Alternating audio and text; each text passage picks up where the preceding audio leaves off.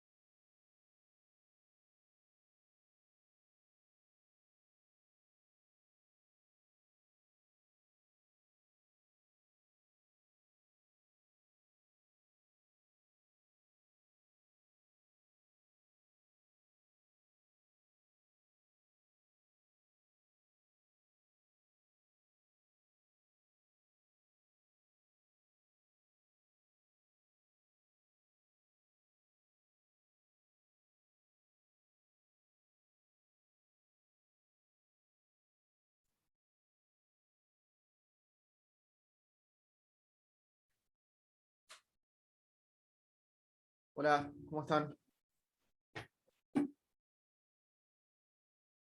escuchan? Hola, profe. Hola, ¿cómo va? Hola, profe. Acá estoy. Bueno, buenas Hola, tardes. profe. ¿Me escuchan Buenas bien? tardes. Sí, sí, bien. Bueno. ¿Ayer tuvieron clase? No, ¿no? ¿O sí con Jimena? No. Sí, tuvimos. Sí, 10 minutos, 20 minutos como mucho. ¿Qué vieron? Repasamos el fallo Peralta. Ah, está bien. ¿Que estuvo Jimena? Sí. Bueno. Bueno, a mí en esta segunda parte me toca Poder Legislativo, que son varias unidades, ¿sí? Son, si mal no recuerdo, la 11, 12, 13 y 14. A ver, 11, 12, 13. Sí. Eh, las más importantes probablemente sean de estas cuatro, la 11 y la 13. Sí, que tiene que ver, a ver, la 11 vamos a ver cuál es la estructura del Congreso y del Poder Legislativo en general. Vamos a tratar de ver, digamos, casi toda la unidad 11 o toda. Eh, y la 13 es importante porque es la unidad de derecho parlamentario, que es la que estudia cuáles son los, digamos, las atribuciones, las prerrogativas del Congreso como cuerpo colegiado y cómo eso afecta cómo incide la labor de los legisladores y legisladoras. Eh, dentro de como en este reparto de unidades, digamos, yo tengo siempre el profe que toca dar legislativo le tocan más unidades. Hay un tema de la unidad 12 que es juicio político, que lo va a dar Fabián Rickert. De todas formas, seguramente yo lo mencione en algún momento, el tema del juicio político, creo que ya lo hemos mencionado incluso en alguna clase de la primera parte. Me pueden preguntar sobre ese tema. Esperen que voy a acomodar el micrófono. Si no me escuchan bien, díganme, porque tengo el micrófono un poco lejos. Eh, así que bien, esa es la cuestión. Esta segunda parte de la materia es, no sé si decir más codificada, pero sí es más descriptiva en cuanto a la mayoría de los temas que vamos a ir viendo, digamos, de qué va esta segunda parte, de entender cómo funcionan los órganos de gobierno del Estado, ¿sí? Entender cómo funciona el Poder Ejecutivo, cómo funciona el Poder Legislativo, cómo funciona el Poder Judicial, qué puede hacer cada uno de estos tres poderes, cómo se eligen a sus miembros, cuánto tiempo duran, cómo se relacionan entre ellos. De eso va esta segunda parte. Es un poco más fácil de estudiar, quizás un poco también más entretenido. La primera parte vieron que tenía temas bastante áridos, bastante hostiles, temas, no sé, las tipologías constitucionales, qué sé yo, temas que son por ahí bravos de estudiar al principio, donde uno ve mucha teoría, muchas posturas de muchos autores. Acá no pasa tanto eso. Más que nunca en esta segunda parte tiene que tener mucha lectura de la Constitución, ¿sí? Si tienen una buena lectura de la Constitución, y acá sí un poco de lectura, repaso y también un poquito de memoria, no les voy a mentir. No es que vieron que nosotros no les preguntamos ningún artículo de memoria, pero sí tienen que tener claras varias cuestiones que vamos a ir señalando. Entonces, métanle lectura y lectura a la Constitución todos los días, los artículos que puedan, y van a andar bien. Por supuesto, además de los tres poderes del Estado, vamos a ver también los órganos extrapoder, qué pasa con el Consejo de la Magistratura, con la Defensoría, con la Auditoría General, etc. A eso también se le dedica un espacio, pero principalmente lo que ustedes tienen que enfocarse y al empezar a estudiar esta segunda parte es qué puede hacer cada uno de los poderes del Estado, cuáles son sus facultades, sus prerrogativas, sus deberes, sus límites, cómo se eligen sus miembros, etc. Por supuesto que esto va a variar sustancialmente de acuerdo al poder del Estado que estén estudiando. ¿Alguna pregunta que me quieran hacer sobre esta idea general de la segunda parte? ¿Alguna duda, alguna inquietud? Es el momento. Por supuesto, si tienen la Eh, Constitución. Sí, Delfina. no, te iba a preguntar, profe, si vamos a usar la Constitución de la provincia en algún momento. Generalmente no, por ahí para algún ejemplo, para marcar alguna diferencia, generalmente no. Por ahí el profe que de Poder Judicial, que no sé, que me toque a mí, puede dar algunas diferencias en cómo es el proceso de selección de jueces a nivel federal y a nivel provincial, pero la verdad es que en estas cursadas acotadas, donde no tenemos muchas clases, no tenemos demasiado tiempo para además entrar en el derecho constitucional de las provincias, si bien no sería una mala, opción, o no estaría de más, en general no. Concéntrense principalmente y casi exclusivamente en la Constitución Nacional. Eh, la Constitución denomina poder legislativo. ¿Sí? Ya, si nosotros empezamos, lo que vamos a charlar hoy empieza a partir del artículo 44. ¿Sí? El artículo 44, en esto sí, hoy la verdad que si bien a veces vieron yo en las clases trato de dar un poco de opinión personal, de irme un poco por las ramas, charlar, conversar, debatir, esta primera clase va a ser bastante descriptiva. ¿Sí? Voy por supuesto, leer los artículos y dar comentarios, explicarlos, pero va a ser más que nada siguiendo el articulado de la Constitución. El artículo 44, que es con el cual se inicia esta segunda parte, recuerden que del primero al 43 tenemos la primera parte, incluyendo estos últimos, del 43, 42, 41, de los nuevos derechos y garantías, desde el 36 hasta el 43, pero ya a partir del 44 empezamos con la segunda parte, con los poderes del Estado y particularmente con el legislativo. El 44 dice que un Congreso, compuesto por dos cámaras, una de diputados y otra de senadores de las provincias, fíjense, una de diputados de la Nación y otra de senadores de las provincias. Atentos con esto porque ya nos marca una diferencia que vamos a explorar después. Senadores de las provincias y de la Ciudad de Buenos Aires será investido del Poder Legislativo de la Nación. ¿Sí? Entonces, el artículo 44 ya denomina al Congreso como Poder Legislativo.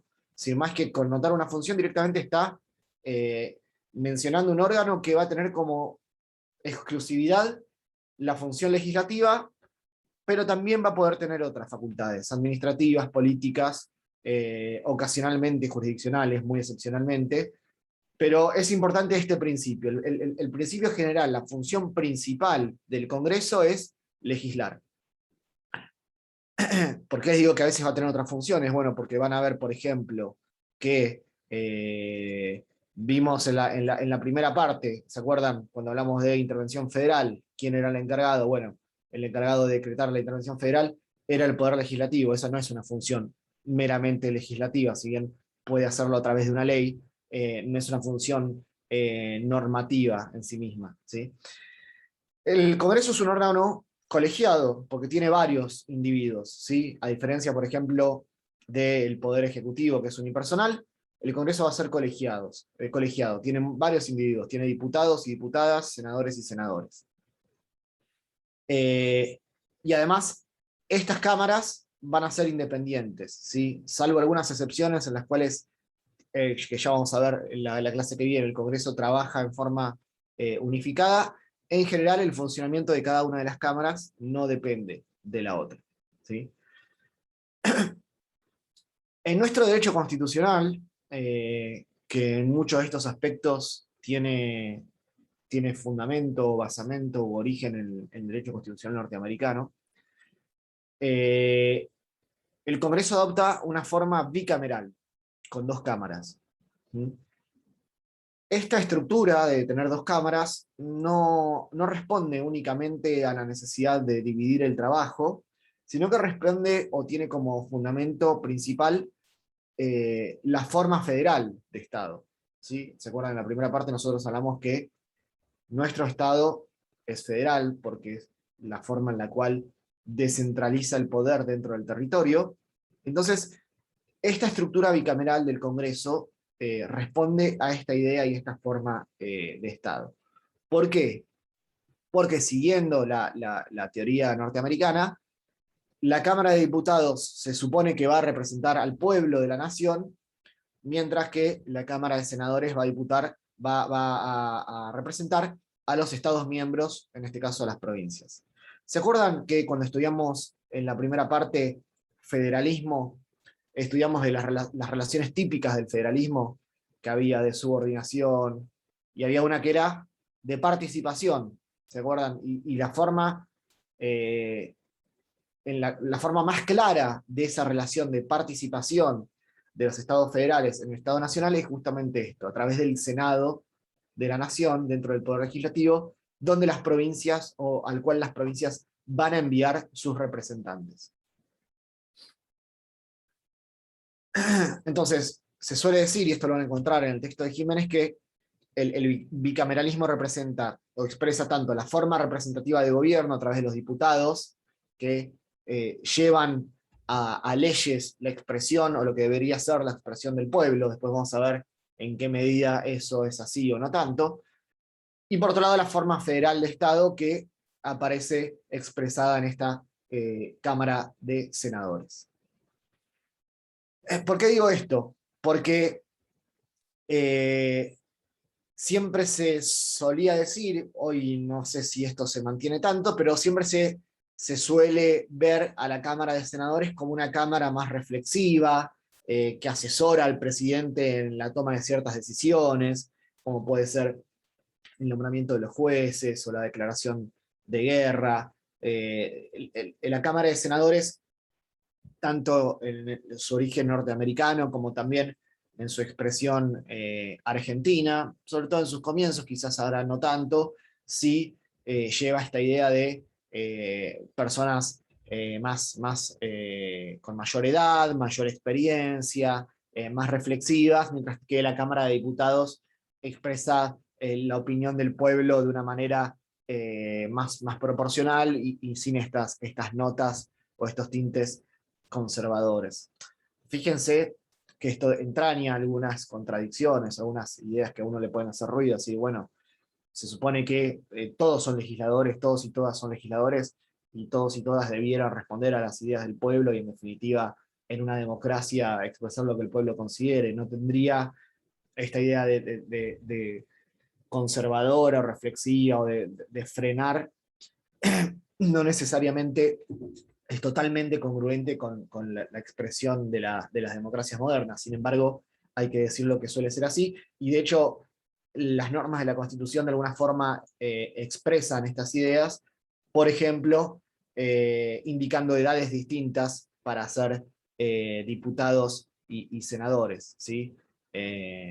Vamos a ver ahora que mientras que para ser diputado se exige la edad mínima de 25 años, para ser senador se exige la edad mínima de 30 años. ¿Mm? Profe, ¿y a qué se Sí. debe eso de la edad? A esta idea que vos Bueno, estás diciendo. sí, la verdad, digamos, hoy por hoy, a ver, la pregunta real es, ¿se justifica todavía esta diferenciación de darle un carácter más conservador a una de las cámaras? Sobre todo en un mundo moderno donde lo que necesitamos es la regulación de derechos, adaptarse a las nuevas realidades. Lo cierto es que eso se da en los hechos. Si uno ve las votaciones, siempre ponemos el mismo ejemplo. Recuerden lo que pasó en las votaciones de las cámaras para la sanción de la ley de interrupción voluntaria del embarazo, donde siempre la verdadera traba o la votación más complicada se daba en la Cámara de Senadores, ¿sí? Claro, yo tenía esa duda, Sí, ¿por qué para senadores se requiere esa edad cuando se discuten también sí, cosas que necesitan como sí. también de una A parte ver, más joven, diría? sí.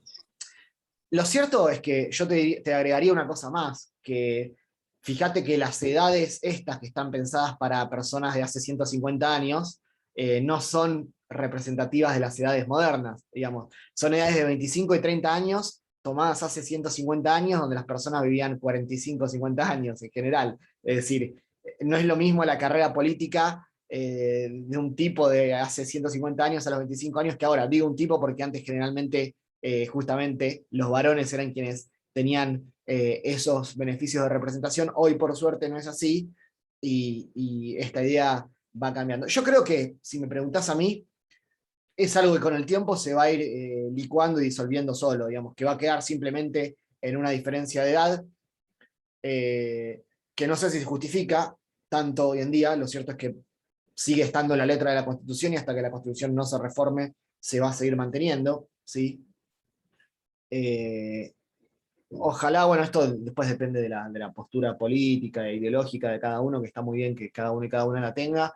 Es cierto que la idea de un Senado conservador no aparece como tan justificada, pero bueno, es medio como los frenos y contrapesos entre los poderes, incluso acá dentro de la misma Cámara. La idea es que una ley no salga así nomás por una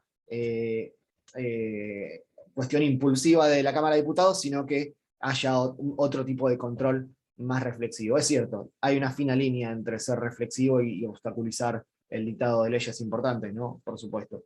Realmente amerita un debate y hay cuestiones muy interesantes escritas sobre este tema.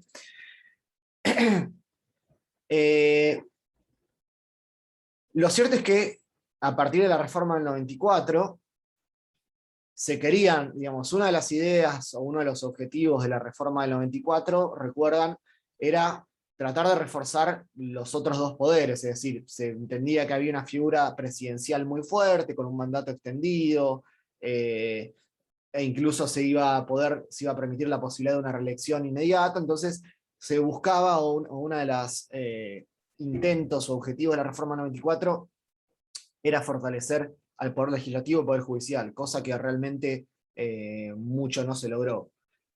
Porque si bien se agilizó el procedimiento legislativo, después vamos a ver cómo funciona el mecanismo de sanción y promulgación de una ley, e incluso se amplió el periodo de sesiones, también lo vamos a ver. La opinión es que se le atribuyeron demasiadas facultades al presidente, al Poder Ejecutivo. Una cosa que es importante, que me olvidé de comentarles, además de los artículos de la Constitución, tienen que tener cierta idea, cierto manejo, no digo una memorización, pero de los reglamentos de las cámaras, ¿sí? Muchas de las cosas que vamos a explicar ahora en las clases no surgen del texto de la Constitución, sino que surge del reglamento de la Cámara de Diputados y del reglamento de la Cámara de Senadores, a los cuales pueden acceder online en la página del Senado y en la página de la Cámara de Diputados. Yo igual cuando haga referencia a algún artículo concreto de estos reglamentos, se los voy a decir, esto surge del artículo tal, del reglamento, no es necesario que lo sepan de memoria, ni sepan de qué artículo, pero sí van a tener algunas dudas sobre el funcionamiento del Congreso, y en general esas dudas surgen de los reglamentos.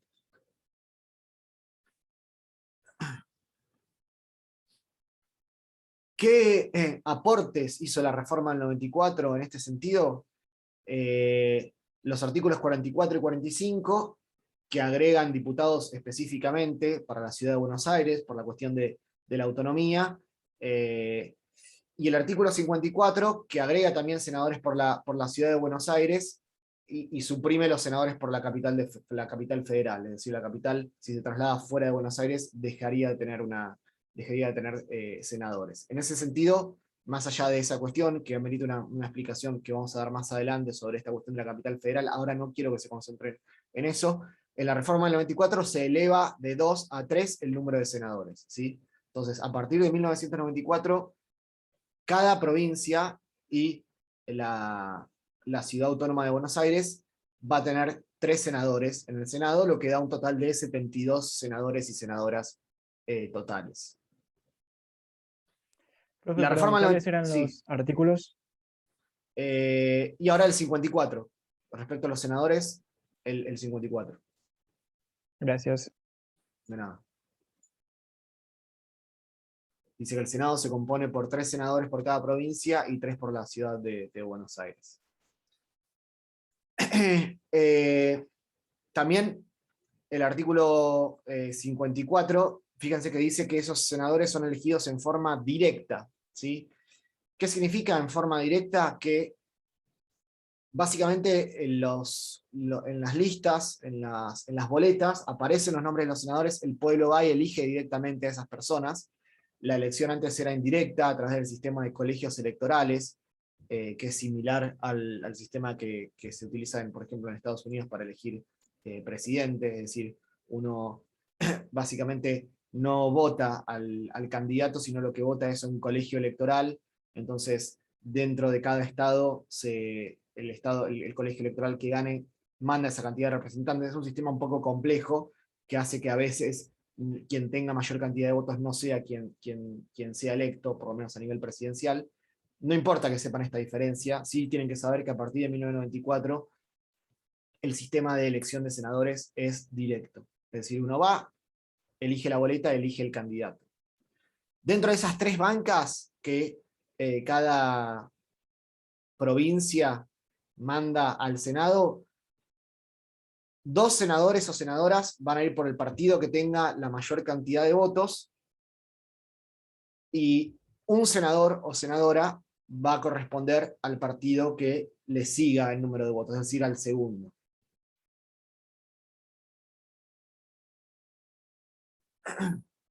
¿Podés repetir, por favor, que se me cortó? Un segundo. Gracias.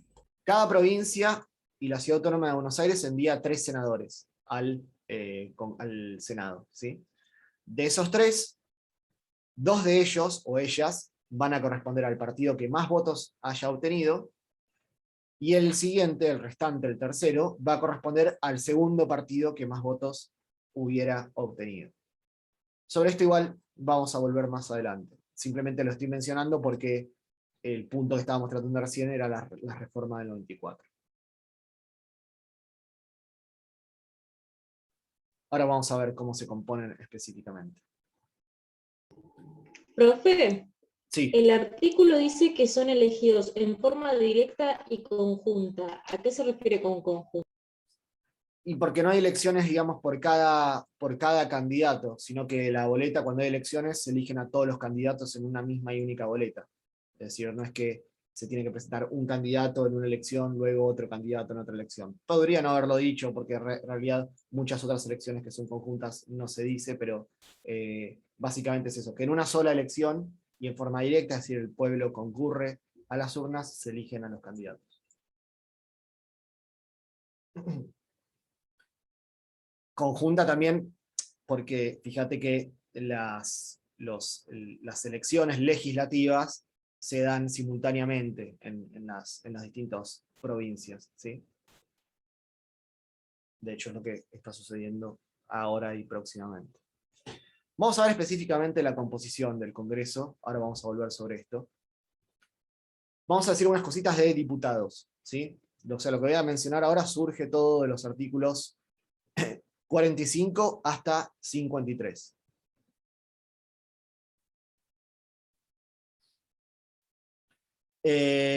Los diputados son elegidos directamente por el pueblo de las provincias y por la Ciudad Autónoma de Buenos Aires, y van a durar 4 años en sus mandatos.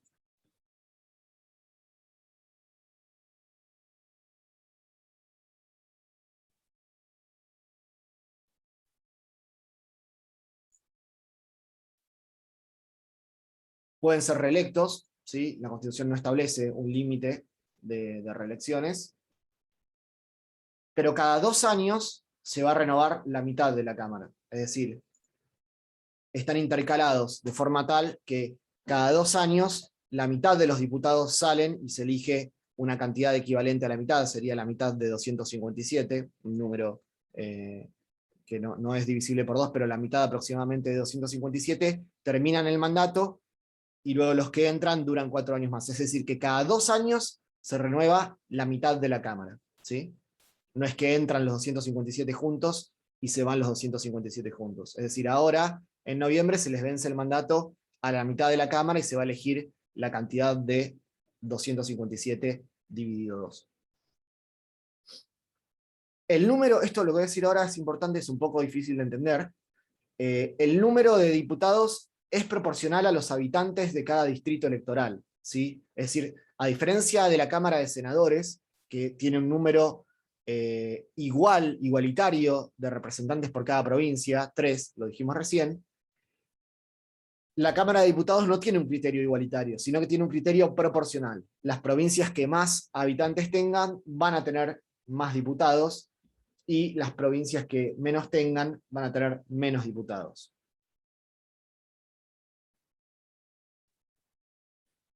De todas formas, como se fijó un mínimo de 5 diputados en ciertas normas que ahora vamos a mencionar, hay provincias que están sobre representadas, ¿sí? En relación a las provincias que están más pobladas. Se suele criticar este sistema, ahora vamos a ver por qué. Fíjense, el artículo 45 dice así: El número de representantes será de 1 cada 33.000 habitantes o fracción que no baje de 16.500. ¿Sí? Es decir, que en cada provincia, por cada 33.000 habitantes y medio, digamos, esa es la base, se manda un diputado. Ahora, después de la realización de cada censo, el Congreso va a fijar la representación con arreglo a este mínimo, pero no puede disminuir la base para cada diputado. Lo cierto es que si uno agarra la población de una provincia o la población del territorio nacional y la divide cada 33.000, tendríamos que tener un número mucho más alto, ¿sí? De diputados, por eso es que la base se fue modificando. Es decir, nosotros si dividimos 40 millones cada 33.000, vamos a hacerlo ahora.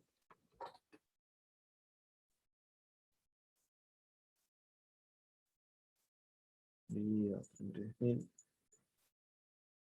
Tendríamos que tener 1.200 diputados, ¿sí? Es decir, tenemos un cuarto de la cantidad de diputados que indica el artículo 45. Esto porque se fue modificando por una serie de leyes y normativas que salieron posteriormente, donde aparecieron algunos mínimos y máximos.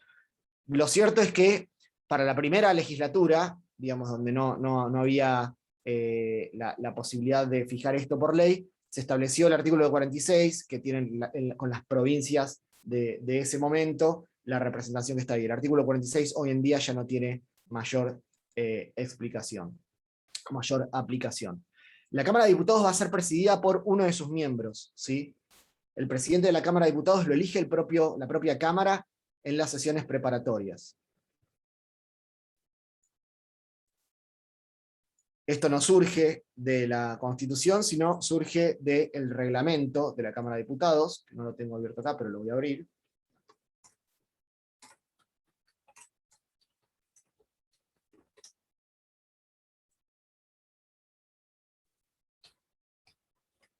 El artículo.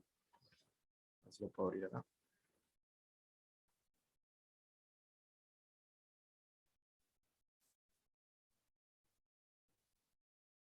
Fíjense, sesiones preparatorias, artículo 2, si mal no recuerdo del reglamento. No sé si era el primero o el segundo.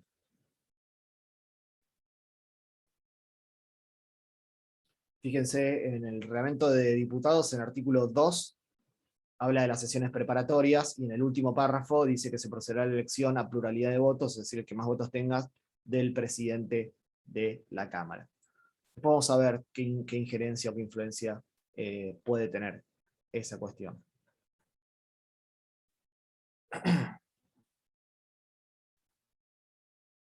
Yo quería ver si les explicaba el sistema DONT. Después vamos a ver lo de la forma de elegir los escaños, que es interesante, que generalmente no se suele ver, pero no es una clase esta de derecho electoral, ¿sí? Pero lo vamos a mencionar. Entonces, ¿qué es lo importante, lo que tienen que saber? Que los diputados se eligen de forma, o la cantidad de diputados es proporcional a la cantidad de habitantes, y la Cámara de Senadores no, es igualitaria.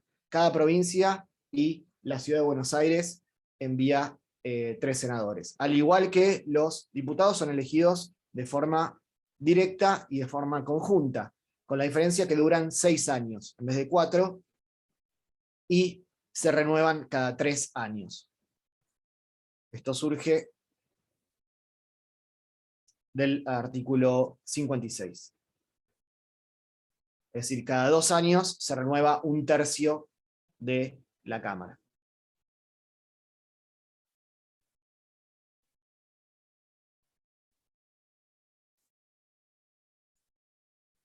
Dije, había dicho cada 3 antes, cada 2.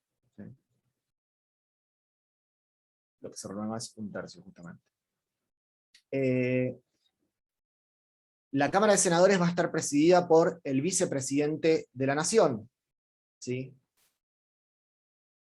O sea que la Cámara de Senadores internamente elige un presidente provisorio. Esto surge del artículo 58, pero no elige su presidente, porque esa función, según surge del artículo 57 de la Constitución, es ejercida por el vicepresidente. El vicepresidente, a diferencia de los senadores, o sea, no es un senador, es simplemente el presidente del Senado, únicamente puede votar en caso de empate en la votación, en la deliberación. El caso más famoso de este desempate, quienes tengan algunos años más o lean los diarios o recuerden, fue el famoso voto no negativo de Cobos, vicepresidente en ese momento de Cristina Fernández, en una de las sesiones legislativas vinculadas con las cuestiones impositivas y el agro. ¿Sí? Si mal no recuerdo, fue el último caso en el cual el vicepresidente tuvo que tomar una decisión y ejercer ese voto que únicamente le está permitido en condiciones de empate.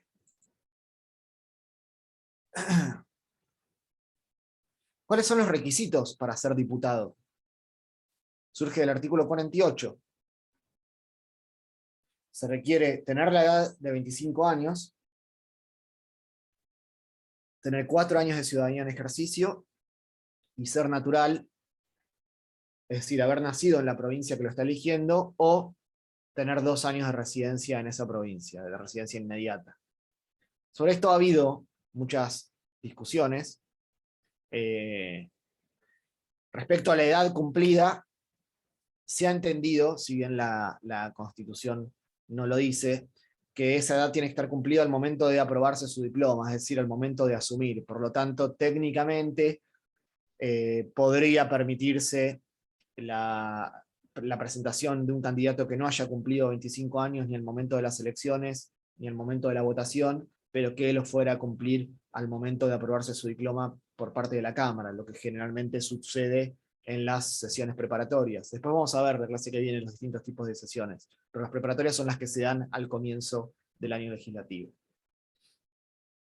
Supuestamente, en caso de vacante, es decir, que uno de los candidatos electos no ejerza más ese cargo, habría que llamar a una nueva elección. ¿Sí? Muchos autores dicen esto, por lo que dice el artículo 51. ¿Sí? En caso de vacante, el gobierno de la provincia o de la capital hace proceder a la elección legal de un nuevo miembro. En la práctica, eso no sucede, y lo que se aplica es un sistema de suplencias, es decir, uno en la lista, en la boleta que elige no solo a los candidatos titulares, sino a las suplentes. Esta modalidad es criticada por muchos autores que dicen que sería inconstitucional, porque iría en contra del artículo 51. Lo cierto es que es una especie de mutación constitucional, la práctica lo ha adoptado así y en la realidad sucede así. Pero si los votás, en cierto punto es elegido por el pueblo. Sí, o sea, no es un problema de representación o de legitimidad, sino es un problema de procedimiento, porque la Constitución te está diciendo expresamente que habría que llamar a una nueva elección. Entonces, el problema no es que los haya elegido el pueblo o no, sino cuál es el procedimiento para identificarlos o para votarlos. ¿Sí? Lo cierto es que no es lo mismo un candidato que uno ve la cara grande en la boleta que un suplente que está puesto al final, más allá de que eso ya es otro Claro, tema sí. de derecho electoral y la conciencia con la cual todos y todas ejercemos nuestros derechos políticos, ¿no? Es otro tema, pero sí, cierto que hay algunas diferencias. Yo les decía que el artículo 47 habla de un censo general cada 10 años, ¿sí? Este es el artículo 47 que antes era el primitivo del artículo 39. Lo que se busca es que el número de diputados refleje más o menos la cantidad de población de cada distrito, ¿sí? Ahora, hay que tener cuidado porque el artículo 45 dice que puede aumentarse, o sea, lo que puede aumentarse pero no disminuirse no es el número de habitantes, sino la base tomada en cuenta, ¿sí? Es decir, 1 cada 33.000 o fracción que no baja de 16.500. O sea, lo que no puede cambiarse no es el 33.500 o fracción, sino la cantidad cada ese número. Esto es medio difícil de entender, ¿sí? Pero, es decir, lo que podría aumentarse es decir 2 cada 33.000 o 3, eso sí puede hacerse. No es que se va a modificar 1 cada 45.000 o 1 cada 50.000. Lo que se puede modificar y no disminuirse es la primera parte de la expresión, el 1 cada, 2 cada, ¿sí? Ahora, yo decía que hay algunos problemas con esto, porque si interpretamos el artículo 45 a rajatabla, y una provincia de escasa población no alcanza a tener, por ejemplo, 33.000 habitantes, una fracción que no baja de 16.500, debería tener un solo diputado, ¿sí? Básicamente. De hecho, teniendo en cuenta, por ejemplo, censos anteriores, por ejemplo, el censo de la década de los 40 o de la década del 50, muchas provincias solo tenían uno, ¿sí? Por lo menos hasta la década de los 60. Entonces, acá hay que tener en cuenta el artículo 46, que les decía yo, que ahora ya cayó en abstracto porque fue dirigido a formar la primera legislatura, pero se ha interpretado que a partir de este artículo 46, ¿para qué sirve el artículo 46? Para pensar la idea de que ninguna provincia debe tener menos de 2 diputados. Esto se fue modificando, y con el retorno de la democracia se dictó una ley que tienen que conocer, que yo les estaba comentando, que es la ley 22.847. La ley 22.847 de 1983 fijó la base para elección de diputados, y acá también esto fue, digamos, en contra de lo que yo les mencionaba antes, que lo que se podía cambiar era la primera parte, pero bueno, la ley salió así y quedó así. Fijó la base para la elección de los diputados en 1 cada 161.000 habitantes o fracción que no baje de 80.500, ¿sí? Es decir, el número se amplió casi más de 5 veces. Entonces, eso es importante. La ley de convocatoria electoral 22.847 del año 83, a la vuelta de la democracia, fijó una base distinta a la que está establecida en la Constitución, en un diputado cada 161.000 habitantes o una fracción más alta de la mitad, es decir, más alta de 80.500. Pero además dijo que a dicha representación de 1 cada 161.000 se le va a agregar la cantidad de 3 diputados por cada distrito, es decir, es 1 cada 160.000 más 3. Y dijo algo más. Dijo que en ningún caso ninguna provincia puede tener menos de 5 diputados, ni menos diputados de los que tenía el 23 de marzo de 1976, es decir, el día anterior al golpe militar. Agregó además que el territorio nacional de Tierra del Fuego va a elegir 2 diputados, es la única excepción. Hay un estudio del CONICET con el censo del 2010 que dice que si nosotros respetáramos estas reglas, esta cifra que yo les dije recién, 161.000, ¿sí? Más 3, la provincia de Buenos Aires debería tener 27 diputados más de los que tiene ahora, ¿sí? Actualmente tiene 70, pero si nosotros hacemos la cuenta de la cantidad de población de hace 10 años, ni siquiera la de ahora, que debe ser mayor, la provincia de Buenos Aires tendría que tener 27 diputados más. Mientras otras provincias están sobre representadas, ¿sí? Córdoba, Santa Fe, Mendoza, Salta, que tienen menos población, debieran tener menos diputados de los que tienen actualmente. Por supuesto que la provincia o el distrito electoral más beneficiado en ese sentido es la capital federal respecto a los diputados que tiene en relación a la provincia. En relación a la población, perdón. Yo les quería explicar algo más, que no lo tengo anotado. Es la forma de elección, por ahí para esto tengo que compartir pantalla.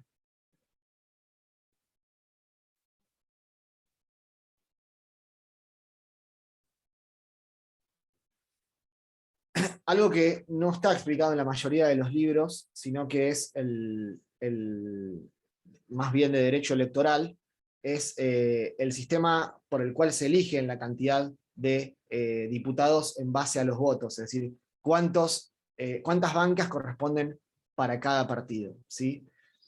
El sistema que se utiliza para elegirlos es el sistema D'Hondt, que es un sistema matemático creado por un tipo de Bélgica, que tiene algunas, a ver si puedo compartir un Excel y se los muestro cómo se hace. Tiene algunas complicaciones. Esto no lo tienen que saber para el examen, pero sí se los muestro. Profe, de Sí, igual puedo manera compartir, también sí. creo que lo habíamos visto en Derecho Político. Así que, ¿Lo vieron en Derecho más, Político? Sí. sí. No se deben acordar, ¿no? Sí, lo Sí. vimos en Derecho Político. Lo que se hace es, se divide la cantidad de votos que sacó cada partido, ¿sí? Por la cantidad de escaños que hay que elegir. Por ejemplo, si estamos eligiendo, hay que elegir 5 bancas, ¿no? Entonces, imaginemos que hay 3 partidos, el Frente Liberal, el Frente Conservador y el Frente Republicano. Entonces, supongamos que el Frente Conservador sacó 500.000 votos. y tenemos 5 bancas. Entonces se divide 500.000 por 1, 500.000 por 2, 500.000 por 3, 500.000 por 4, 500.000 por 5. Y ahí te da 5 cocientes que vos tenés. Después agarrás la segunda fuerza, el Frente Liberal, sacó 100.000 votos, se divide 100.000 por 1, 100.000 por 2, 100.000 por 3, 100.000 por 4, 100.000 por 5. Y después el otro, sacó 40.000 votos, dividís por 1, por 2, por 3, por 4, por 5. Ahí te van a quedar 15 cocientes. Vieron que yo hice 15 cuentas recién. Dividí 3 veces 5 números. Entonces después, para elegir el primer, no están entendiendo nada, ¿no? Es difícil de entender. Si lo hago con... ¿Quieren que lo haga con un Excel y lo ven o no les interesa y lo buscan? Como ustedes quieran. O lo entienden. A pedido lo hago. Sí, profe, si querés hacerlo, hacelo. Lo hacemos. A ver si me sale. Sí, dale. Voy a ver si puedo compartir el Excel, ¿sí? ¿Lo ven?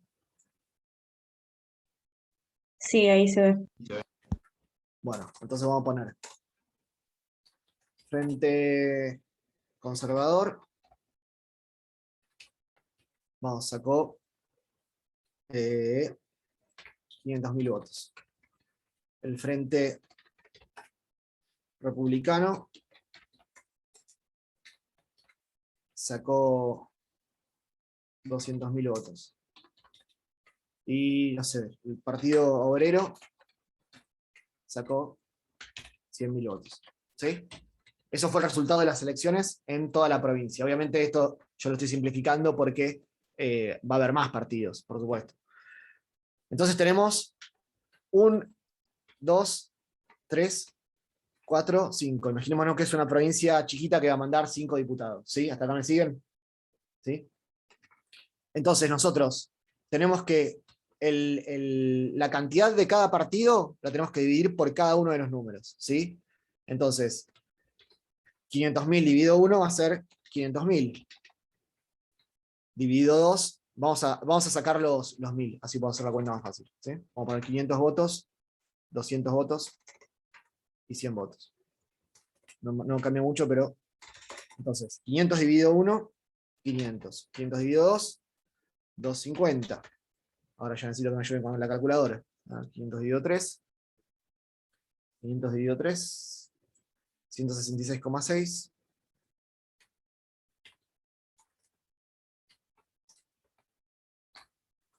Sería 500 dividido 4,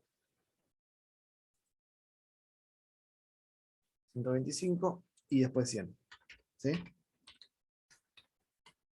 Estos son los cocientes del conservador. Después tengo que hacer lo mismo con el republicano. 200 dividido 1, 200. 200 dividido 2, 100. 200 dividido 3 me da un 1 con comas. 66,66. 66,66. Si quieren ir soplándomelos. 200 dividido 4, 50. 200 dividido 5, 40, ¿no? ¿Está bien o me confundí? Díganme, pues, si me hago una burrada me dicen. No, sí, está bien, está bien, está bien. ¿Está bien? Y después lo mismo con el Partido Obrero. 100 dividido 1, 100. 100 dividido 2, 50. 100 dividido 3, 33,3. 100 dividido 4, 25. 100 dividido 5, 20. ¿Bien? ¿Entendieron lo que hice hasta acá? Dividí la cantidad de votos que sacó cada partido por los números de la cantidad de escaños. ¿Sí? Esto es 1, 2, 3, 4, 5. ¿Sí? Entonces, ahora tenemos que repartir las 5 bancas. Para repartir las 5 bancas vamos a empezar. Primero, lo que yo voy ahora es asignarle esto que tengo acá abajo, se llaman cocientes, ¿sí? Que es el resultado de una división. Entonces, primera banca, ¿a quién le corresponde? Al cociente más alto, 500, que era Frente Conservador. ¿Sí? Segunda banca, al siguiente, 500 ya lo taché, ¿sí? Tachado. Ya no puedo ir. Al segundo número más alto, 250, ¿no? Si no me equivoco, también del Frente Conservador. ¿Sí? Tachado. Tercera banca, al número siguiente, 200, Frente 200. Republicano.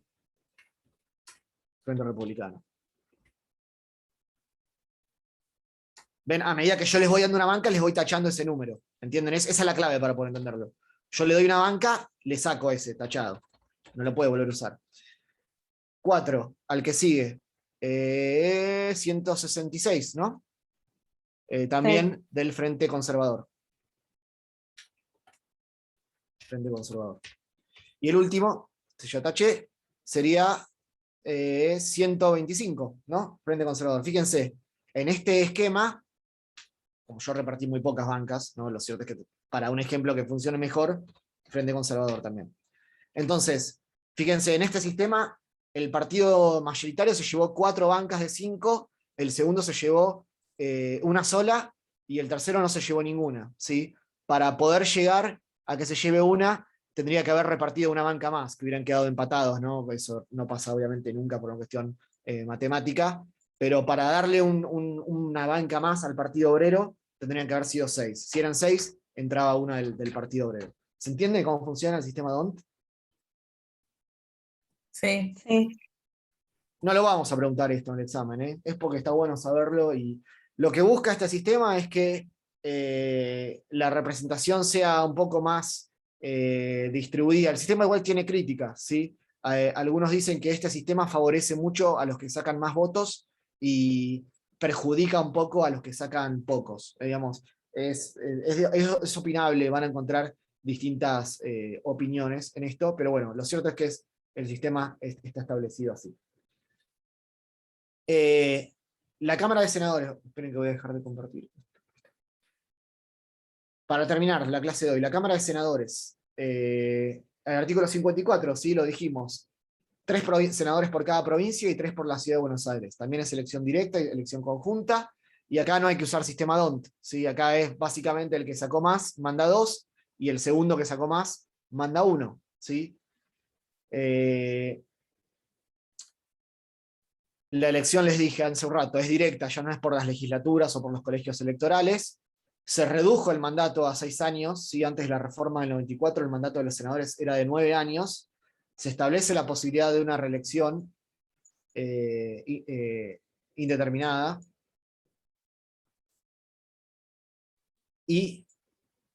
esperen que se me cerró. Se me había bajado el Zoom. Se discute sobre si la edad o los requisitos tienen que estar cumplidos al momento de asumir o al momento de la elección. Si uno interpreta textualmente la Constitución, debería entender por el artículo 55, fíjense cómo cambia la redacción, que la edad deben ser para ser electos, ¿sí? Fíjense el artículo 55, son requisitos para ser elegido senador, tener la edad de 30 años. Mientras que el artículo 48 no habla para ser electo diputado, sino que dice para ser diputado. ¿Ven la diferencia? Es decir, que es más estricto la interpretación. De todas formas, siempre que se ha discutido esto, se ha resuelto a favor de la posibilidad que la persona asuma. O sea que a la hora de elegir un senador tiene que tener 25 años sí o sí, y el 30. diputado los tiene que cumplir. Claro, técnicamente podría presentarse para candidato a diputado una persona con 24 años, pero no podría hacerlo un candidato a senador con 29. Todas estas Claro. controversias los resuelve la justicia electoral, ¿sí? Y suelen darse impugnaciones, digamos, discusiones por estos temas. Hay frondosa jurisprudencia. Generalmente les comento, digamos, ahora no voy a traer ningún caso, pero siempre que se ha discutido esto se ha resuelto generalmente a favor de la posibilidad que la persona se presente. ¿Qué pasa con el rol del vicepresidente de la República? ¿Sí? El vicepresidente es el presidente nato del Senado, ¿sí? A raíz del artículo 57 tiene voto únicamente en caso de empate. ¿Por qué se establece esto de que sea el vicepresidente el que es el presidente del Senado y que solo tenga voto al momento de un empate? Bueno, para preservar la igualdad de las provincias, ¿sí? Porque si nosotros permitiéramos, por ejemplo, que el presidente del Senado fuera uno de los senadores y le mantuviéramos el voto, podríamos perjudicar a las demás provincias, y al contrario, si le sacáramos el voto, podríamos perjudicar a esa provincia a la cual corresponde el senador. Las atribuciones del presidente del Senado no son meramente formales, sino que van a ver en el reglamento de la Cámara que le otorga varias funciones, ¿sí? Llamar a las sesiones, disponer el levantamiento en caso de no haber quórum, etc. todo esto surge de los distintos artículos del reglamento. Péguenle una lectura, una leída al reglamento, no vamos a preguntar cosas de memoria, pero sí tienen que saber, para tener una idea general de qué es lo que establecen la misma reglamentación. El artículo 58 dice lo que yo les decía antes: el Senado va a nombrar un presidente provisorio en caso de ausencia del vicepresidente o cuando éste ejerza las funciones de presidente de la nación. ¿Cuáles son las incompatibilidades y las remuneraciones de los legisladores? Para terminar. Por supuesto que además del requisito de idoneidad del artículo 16 de la Constitución, que es común a todas las funciones públicas, y el obrar ético que dispone el artículo 36, luego de la reforma del 94, los legisladores tienen la incompatibilidad de recibir otro empleo u otra comisión del Poder Ejecutivo sin autorización de la Cámara. Esto surge del artículo 72. Y lo podemos relacionar también con el artículo 105, ¿sí? Que dice que los ministros del Ejecutivo no pueden ser legisladores sin renunciar y viceversa. Es decir, acá hay una incompatibilidad y una cuestión de forma republicana de gobierno, no puede ejercer la misma figura de ministro y de legislador la misma persona. Vidal Campos hace una crítica a eso, dice que muchas veces en la historia argentina hay legisladores que fueron electos ministros y no renuncian, sino que se piden licencia, ejercen ese rol como ministros y luego vuelven al cargo. Esto es criticado. Vidal Campos y otros constitucionalistas dicen que esto es inconstitucional porque violaría el artículo 105 de la Constitución, que, como les dije recién, establece esta incompatibilidad y la necesidad de renunciar, de utilizar la palabra, si mal no recuerdo, dimitir, no renunciar, pero de eso habla la Constitución. La clase que viene vamos a seguir charlando un poquito de esto, ¿sí? Vamos a también empezar con la unidad 12. Léanse los artículos que estuvimos repasando hoy, péguense una buena leída a conciencia de los artículos 44 hasta 62, ¿sí? 44 hasta 62, esos 18 artículos. Y la clase que viene vamos a empezar con el capítulo tercero, que es a partir del 63. Me quedo con la duda, por las dudas lo repito si quieren que lo explique, porque creo que me salió más o menos, que fue el tema del sistema DONT. ¿Les queda claro cómo funciona? Sí. Profe, yo de última, Sí. si quiere lo mando al grupo, lo tengo en un libro que yo tenía, que lo Bueno. explica igual que usted. Bueno, sí. Le saco A una foto y veces se los mando si quieren. Sí. A veces yo lo expliqué con un Excel porque es más fácil si lo vas haciendo paso por paso que si lo ves escrito en un libro o descrito. Pero sí, está en Wikipedia cómo funciona. ¿Entienden por qué se utiliza para los diputados y no para los senadores el sistema DONT? Porque tiene que ver con la cantidad de miembros. Esta es una diferencia fundamental, con esto quiero cerrar. Diputados se eligen en forma proporcional a la población, mientras que senadores se eligen en forma igualitaria. Todos mandan la misma cantidad, ¿sí?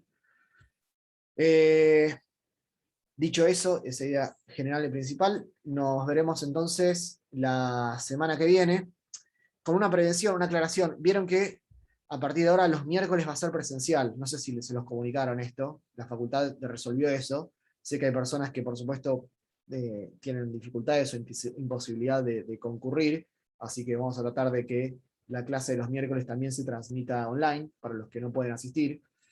Esto, bueno, a ver, no me voy a poner ahora a discutir si está bien o está mal, es una decisión que se tomó y la vamos a respetar. Entonces, por ahí se empiezan a modificar los días y a mí me toca ir un miércoles, a Fabián le toca ir un miércoles para que todos nos distribuyamos en forma presencial esa tarea. Pero seguimos con los mismos horarios y días, e insisto, vamos a pedir que la clase de los miércoles también se transmita